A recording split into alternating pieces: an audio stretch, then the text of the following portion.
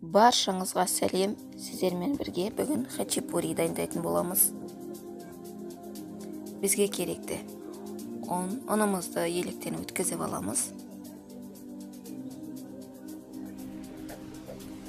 Үстіне сармайымызды қосамыз. Онды жақсылап қолмен езіп аламыз.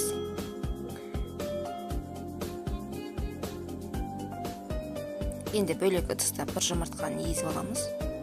Онда қамырымыздың үстіне құямыз. Үстіне бір ас қасық қант, бір шай қасық тұз қосамыз.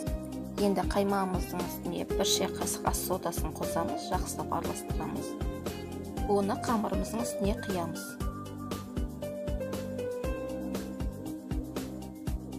Ары қарай қамыр илейміз.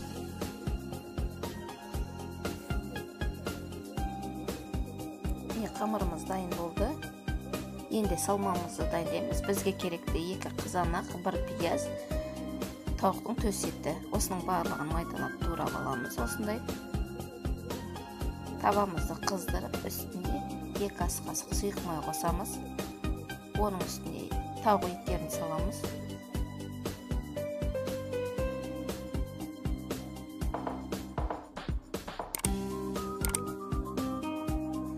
Кішкене қорылғаннан кейін үстіне пиязымызды саламыз.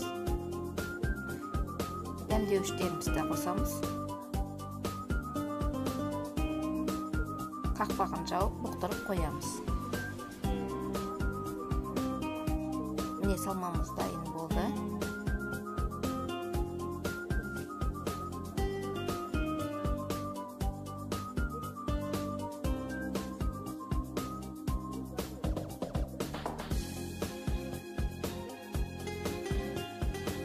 Қамырымыздың барлығын бірдей қылып бөлшектерге бөлеміз. Ары қарай қамырымызды жаямыз.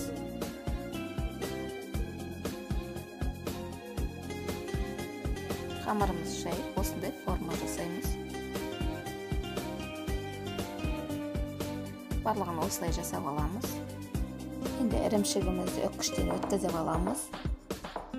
Бізге керекті 1 жұмыртқаның сарыуызы, оның үстіне 1 ас қасық сүт қосамыз. Екеуін жақсылап араластырып, қамырымыздың бетіне жағып шығамыз. Үстіне салмамызды саламыз.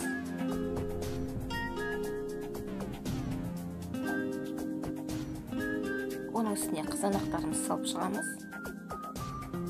Үстіне ірімшік қосамыз. 180 градуста 35-40 минут пісіріп аламыз.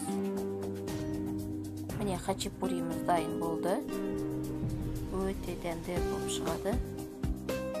Достар, менің рецептімді дайындап көріңіздер. Баршаңызға көп рахмет.